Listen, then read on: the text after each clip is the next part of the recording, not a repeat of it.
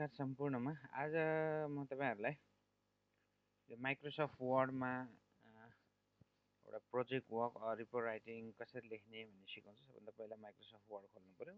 Blank छ, यसलाई create गर्ने। माइक्रोसफ्ट वर्ड ओपन भयो। अब यसमा हामीले कस्तो खालको टाइटल लेख्ने हो, यो टाइटल यहाँ लेख्नुपर्ने हुन्छ। सपोज ल इन्ट्रोडक्सन पार्ट,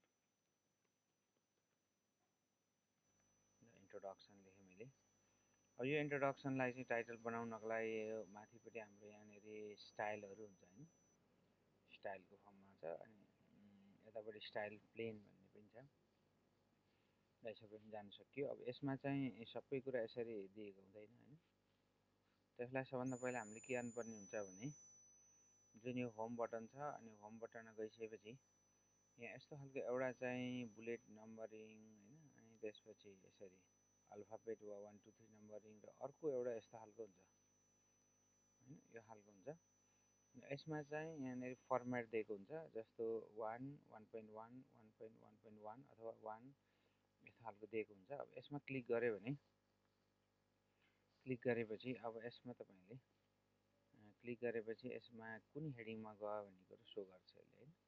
सपोज यसलाई मैले यो हेडिङ 1 बनाउनु पऱ्यो। हेडिङ 1 भनेर यसरी देखिन्छ, यसमा नम्बरिङहरू सबै हट्छ। तर यसलाई हामीले फेरि के गर्नुपर्छ, फर्मेटिङ गर्नुपर्छ। र त्यसलाई मोडिफाइड गर्नु पऱ्यो। मोडिफाइड गर्नको लागि मैले कस्तो कलरमा लेख्नु पऱ्यो, ब्ल्याकमा लेख्नुपर्छ हैन। यसलाई बोल्ड बनाउने कन्डिसन भयो। र सपोज यसलाई मैले 13 यसको फन्ट साइज गराएँ, र यतापट्टि यो चाहिँ टाइम्स न्यू रोमनमा लेख्नु पऱ्यो। अनि सबै खालको अटोमेटिक अपडेट हुनको लागि यसरी लेख्नु पऱ्यो। ल यो भयो। त्यसपछि यसको प्याराग्राफ सेटिङ भन्ने हुन्छ। प्याराग्राफ सेटिङमा बिफोर टेक्स्ट र आफ्टर टेक्स्ट 0 भयो। अनि त्यसपछि यो बिफोरमा 12 छ, आफ्टरमा 6 राखौँ हैन। अनि लाइन स्पेसिङ हुन्छ, लाइन स्पेसिङलाई 1.5 भनेर यसरी राखेको छ। ल यसरी राखिसकेपछि अब यसमा यसलाई ओके भयो, यो ओके भयो। त्यसपछि भित्र अझै यसमा यहाँनिर नम्बरिङ पनि हुन्छ।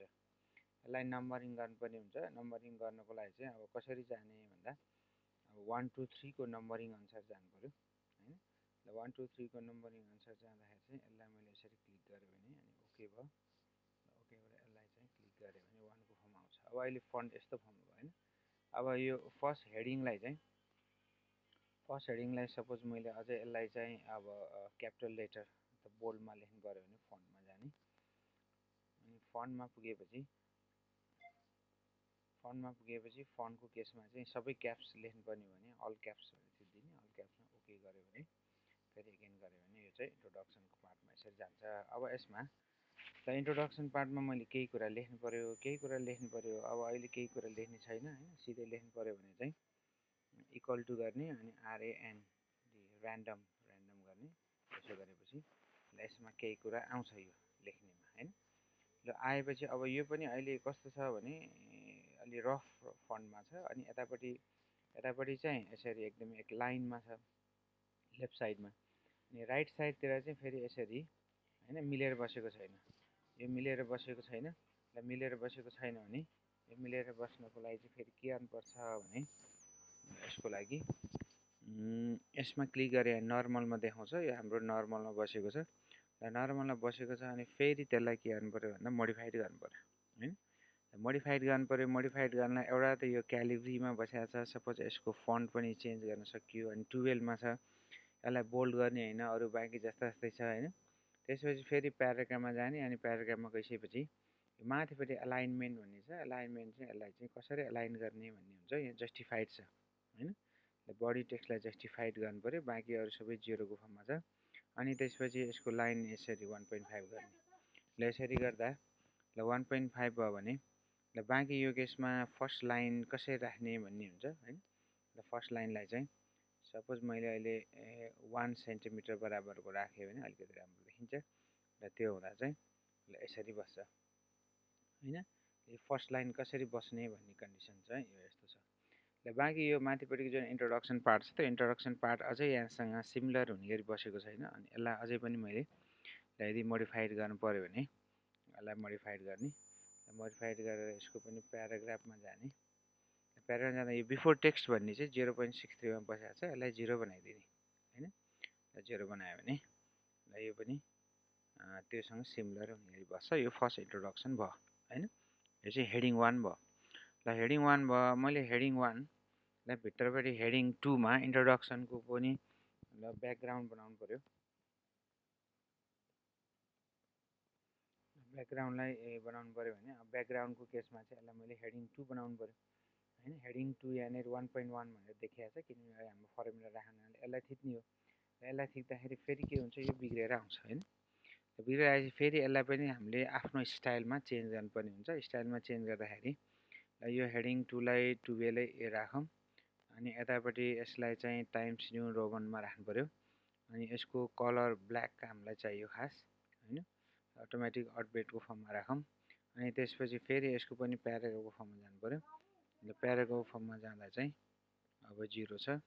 त्यसकारणले अब यसमा यो ह्याङ्गिङको केसमा यति हुने हैन भन्ने छ। अब यो टाइटलमा ह्याङ्गिङको केसमा हामीलाई चाहिएन। बिफोर र आफ्टर, ल बिफोर 12 आफ्टर 6, बिफोर 12 आफ्टर 6 भयो। यस्तो फर्ममा गयो। यस्तो फर्ममा गएपछि यसलाई ओके गरौँ। ल अब यहाँनिर नम्बरिङ 1.1 देखिएको छ, त्यस कारणले खासै फरक परेन। यसलाई पनि बोल्डको फर्ममा राख्दाखेरि अझै स्पष्ट भयो हैन। यस्तो राख्दा यति आउँदो छ हैन। यो सेकेन्ड भयो। र सेकेन्ड भयो भने अब फेरि हामीले यसमा पनि के राख्नुपर्ने हुन्छ भने कुनै कुरा लेख्नु पर्यो।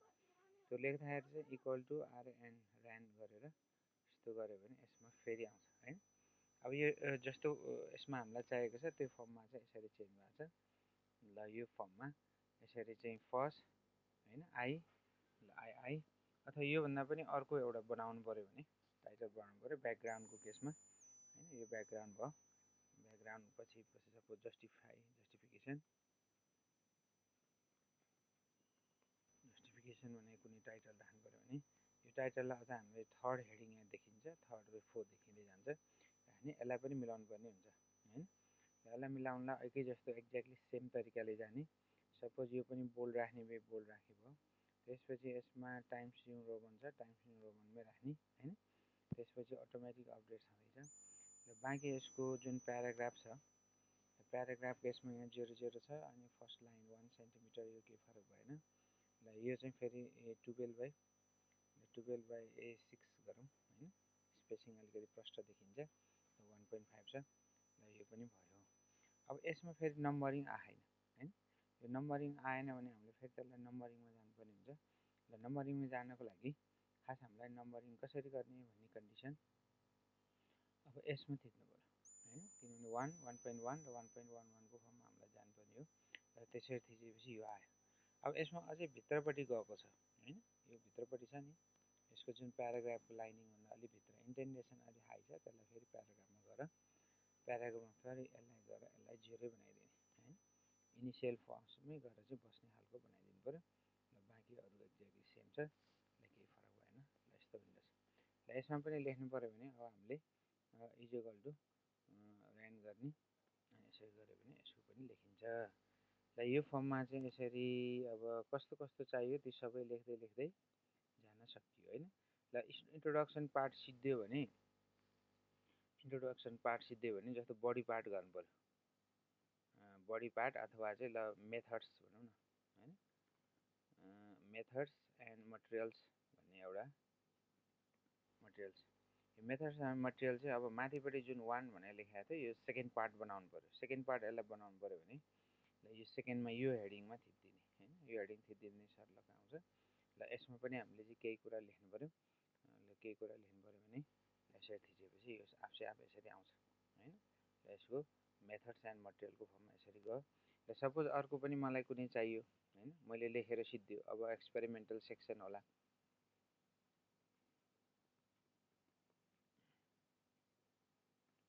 एक्सपेरिमेन्टल सेक्सन होला, त्यसपछि लास्टमा कन्क्लुजन होला, अथवा चाहिँ केही अथवा एक्नोलेजमेन्ट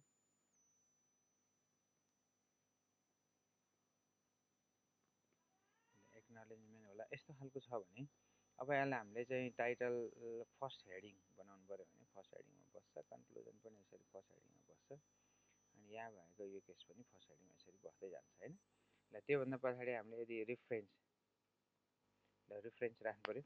रिफरेन्स राख्नु पऱ्यो भने रिफरेन्सलाई पनि तिमीहरूले अब टाइटल फर्स्ट हेडिङमा यसरी राख्यो भने यो रिफरेन्समा बस्छ हैन।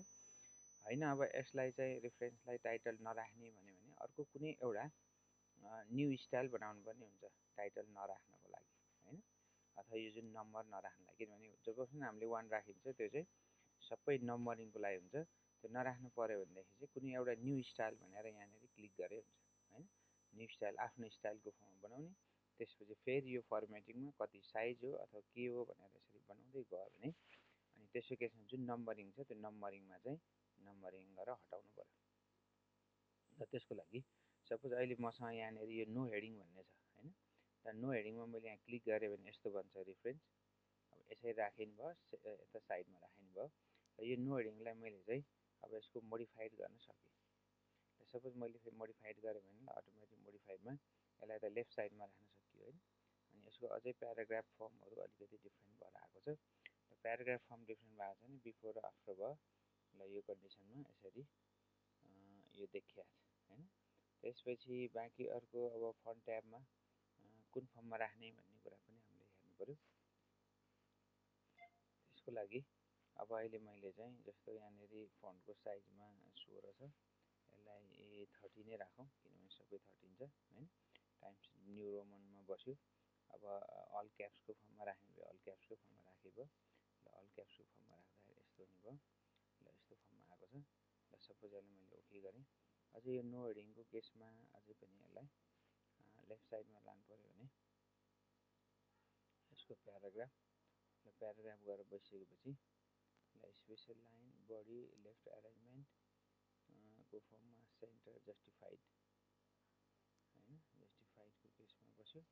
अनि body text before text indentation after text indentation यो फर्ममा बसेको छ। यसलाई ट्याबको फर्ममा लेफ्ट एलाइनमेन्ट ननको फर्ममा छ। ल यो ठिक छ। यसलाई यसरी लेखेँ मैले हैन। ल यसरी बस्दा ल अहिले यो चाहिँ अब यसरी लेफ्टमा आउनुपर्ने हो।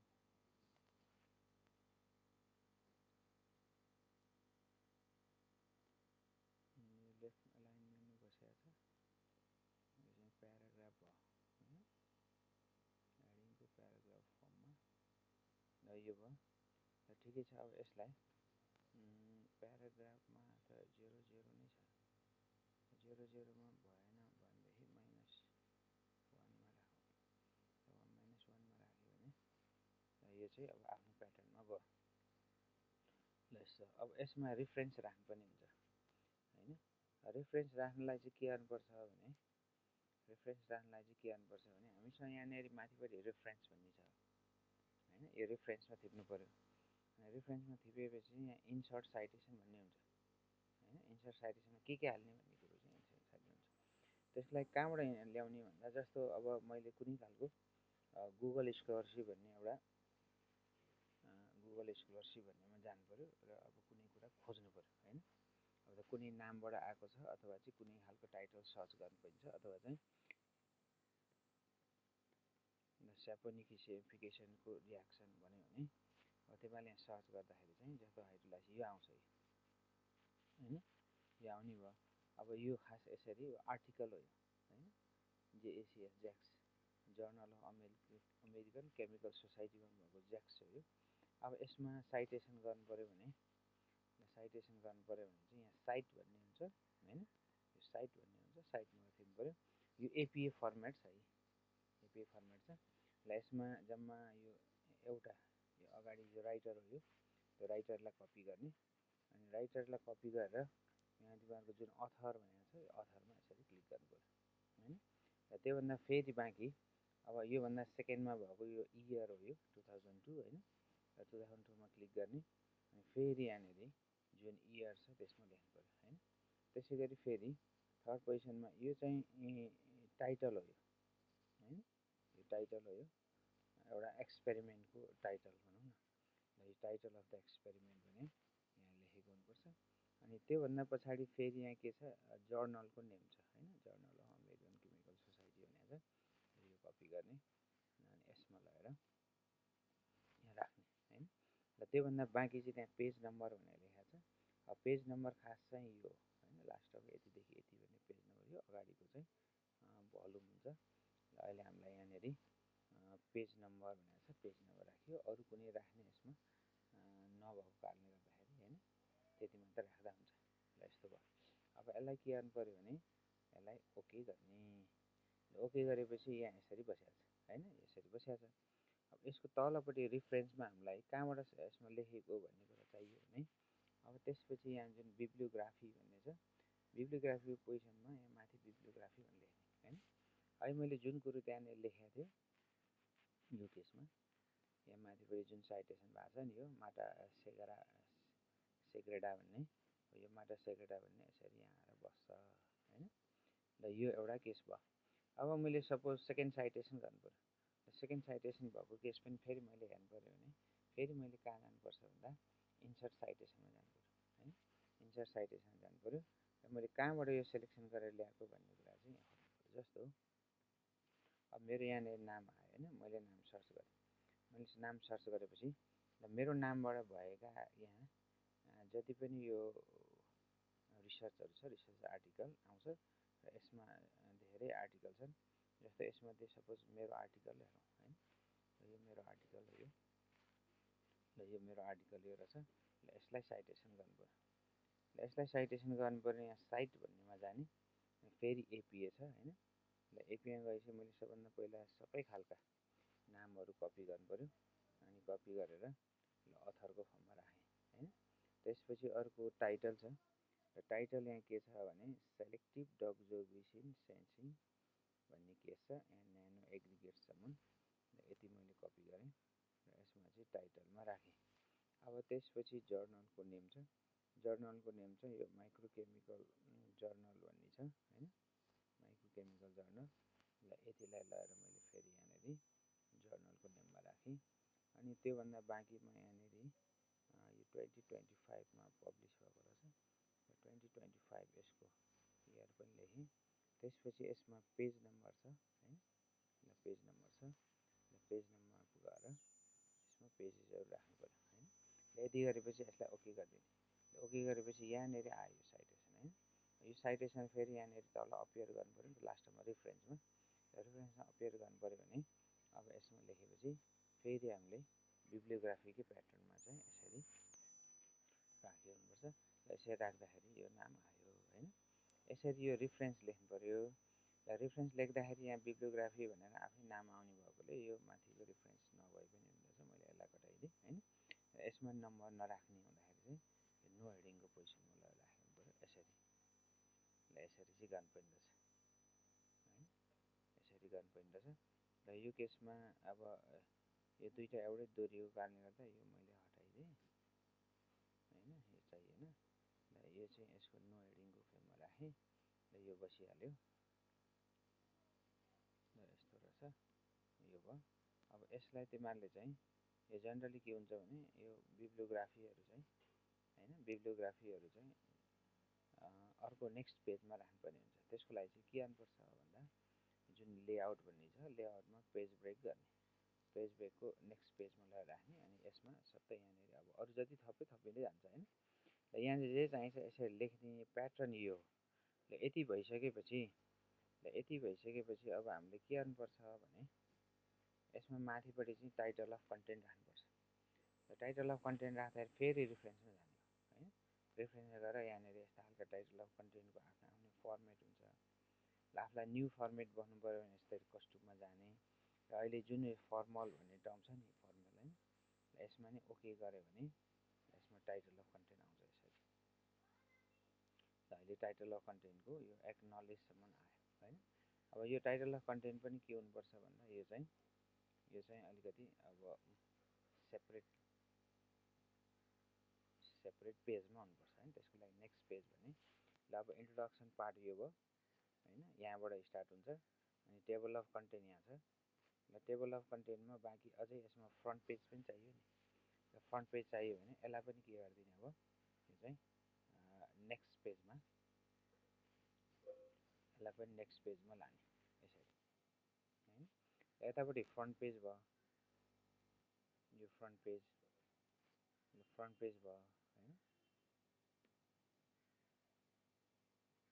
यो माथिपट्टिको फ्रन्ट पेजमा आफूलाई कस्तो चाहिन्छ त्यो अनुसार फर्मेट बनाउनु पर्यो भने र यहाँ चाहिँ अब यो टेबल अफ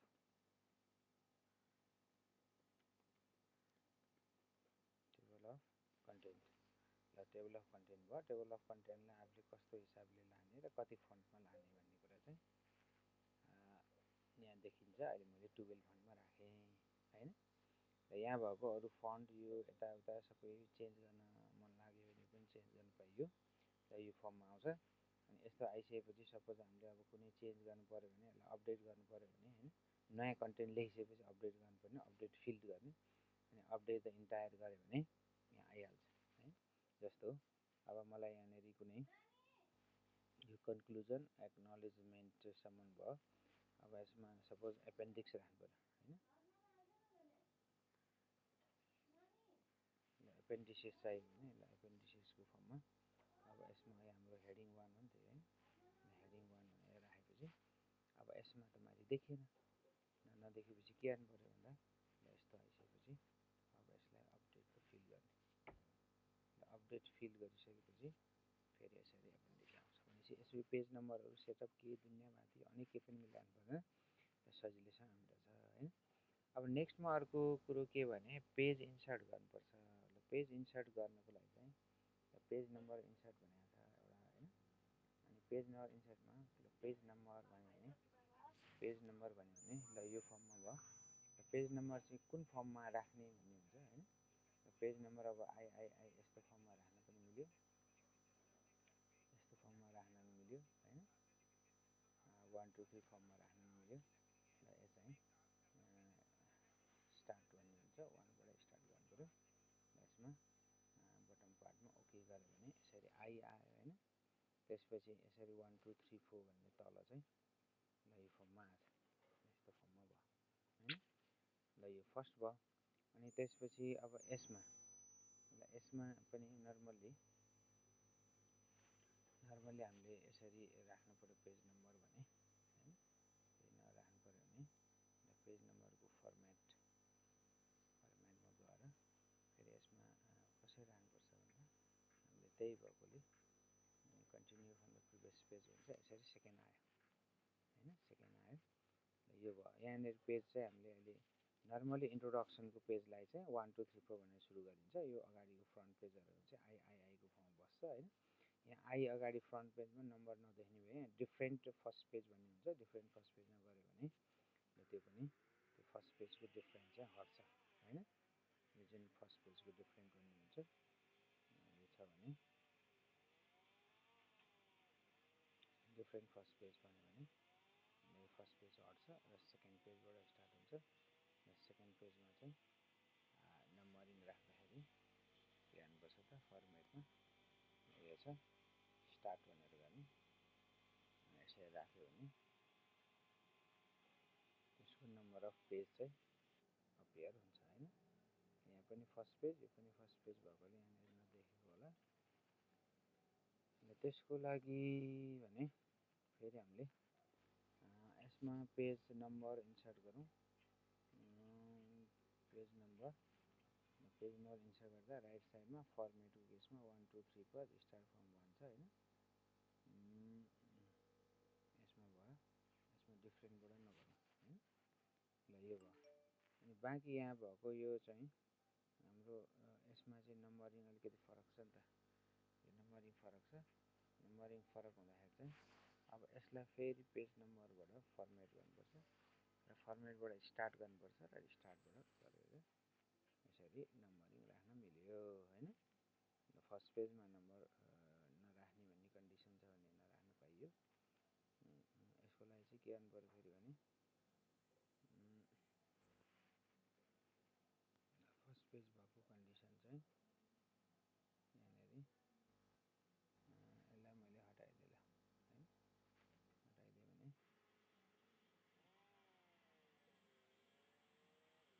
यसमा 1 आयो, यहाँबाट 1 2 3 4 हुँदै जान्छ। यसरी नम्बरिङ पनि राख्न मिल्यो। फर्स्ट पेजमा आफ्नो डिजाइनको आधारमा चाहिँ राख्न मिल्ने यहाँनिर छ ल यसरी एउटा डकुमेन्टेसन चाहिँ सिम्पल वेबाट तयार गर्न सकिन्छ हैन। यो चाहिँ रेफरेन्सेस भयो ल बाँकी पछि थ्याङ्क यू सो मच।